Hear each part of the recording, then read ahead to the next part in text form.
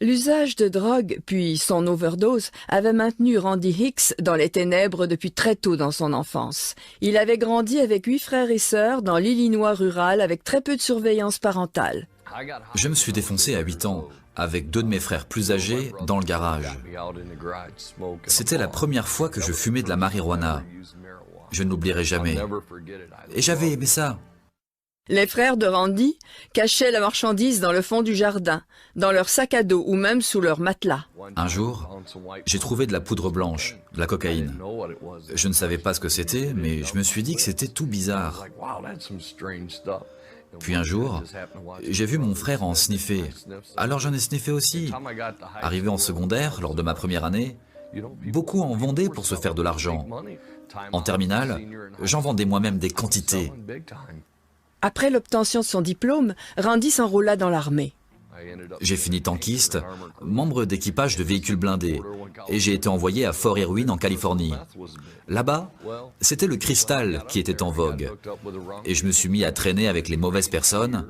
J'ai bu de plus en plus, puis je me suis mis à vraiment consommer du cristal. Mon Dieu, comme j'étais accro. Je ne pouvais pas vivre sans. Je baignais dedans depuis le matin à mon lever jusqu'au soir quand je me couchais. J'ai vendu mes affaires pour m'en payer, puis j'ai été envoyé en désintoxication. Pour finir, j'ai été renvoyé de l'armée. J'étais vraiment ennuyé. J'avais eu une belle occasion de repartir sur de meilleures bases, et là j'étais retombé dans la drogue.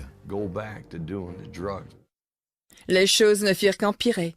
Randy passa 1 an en prison pour le cambriolage d'une station d'essence. Il était tellement défoncé qu'il ne se souvient même pas d'avoir menacé le caissier d'une arme.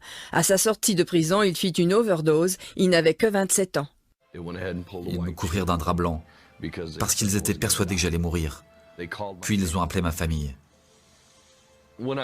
Lorsque je suis revenu à moi, j'ai eu une intense frayeur parce que je me suis vu recouvert d'un drap blanc.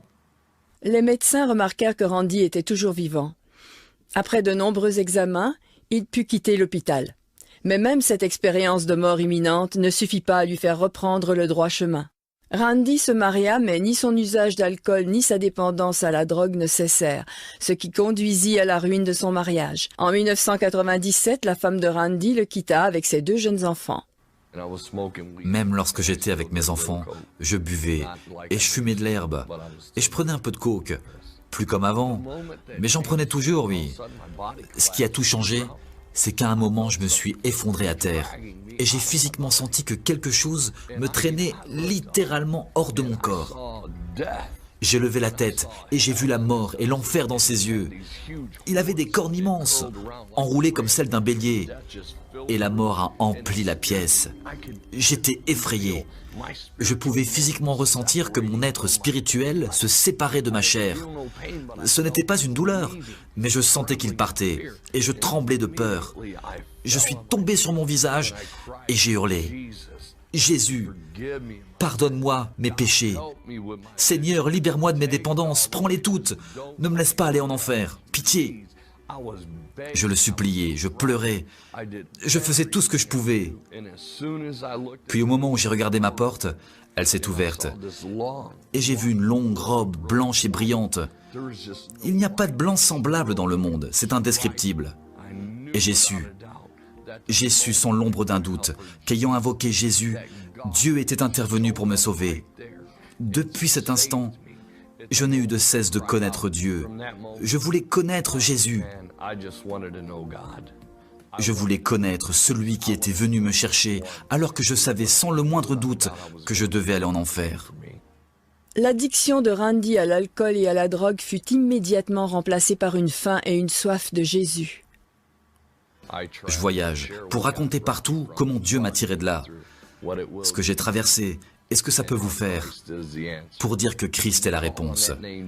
Lorsque vous invoquez le nom de Jésus, il est là, et il est prêt à vous accueillir, à vous pardonner tous vos péchés. Tout pouvoir m'a été donné dans le ciel et sur la terre. Il y a plusieurs demeures dans la maison de mon Père.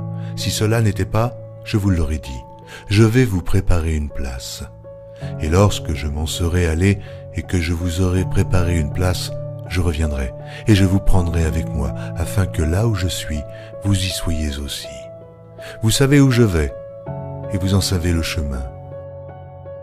Je suis le chemin, la vérité et la vie. Nul ne vient au Père que par moi. Abraham, votre père, a tressailli de joie de ce qu'il verrait mon jour. Il l'a vu et il s'est réjoui. Si vous me connaissiez, vous connaîtriez aussi mon Père, et dès maintenant vous le connaissez, et vous l'avez vu. Et je vous le dis, avant qu'Abraham fût, je suis. Il y a si longtemps que je suis avec vous. Celui qui m'a vu a vu le Père. Les paroles que je vous dis, je ne les dis pas de moi-même, et le Père qui demeure en moi, c'est lui qui fait les œuvres. Croyez-moi, je suis dans le Père, et le Père est en moi. Cette bonne nouvelle du royaume sera prêchée dans le monde entier pour servir de témoignage à toutes les nations. Celui qui croira et qui sera baptisé sera sauvé, mais celui qui ne croira pas sera condamné. Je m'étonne que vous vous détourniez si promptement de celui qui vous a appelé par la grâce de Christ pour passer à un autre évangile. Non pas qu'il y ait un autre évangile, mais il y a des gens qui vous troublent et qui veulent renverser l'évangile de Christ. Mais, quand nous-mêmes, quand un ange du ciel annoncerait un autre évangile que celui que nous vous avons prêché, qu'il soit anathème. Moi, Jésus, j'ai envoyé mon ange pour vous attester ces choses. Je le déclare à quiconque entend les paroles de la prophétie de ce livre. Si quelqu'un y ajoute quelque chose, Dieu le frappera des fléaux décrits dans ce livre.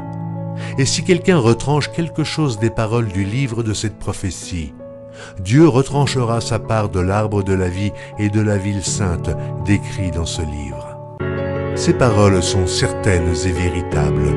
Et le Seigneur, le Dieu des esprits des prophètes, a envoyé son ange pour montrer à ses serviteurs les choses qui doivent arriver bientôt. Et voici, je viens bientôt. Heureux celui qui garde les paroles de la prophétie de ce livre.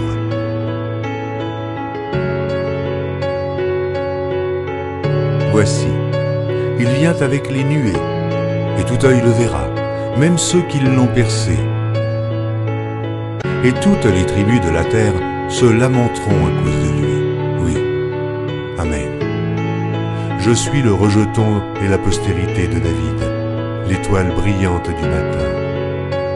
Je suis l'alpha et l'oméga, dit le Seigneur Dieu, celui qui est, qui était et qui vient, le Tout-Puissant, le premier et le dernier, le commencement et la fin. Que la grâce du Seigneur Jésus soit avec tous.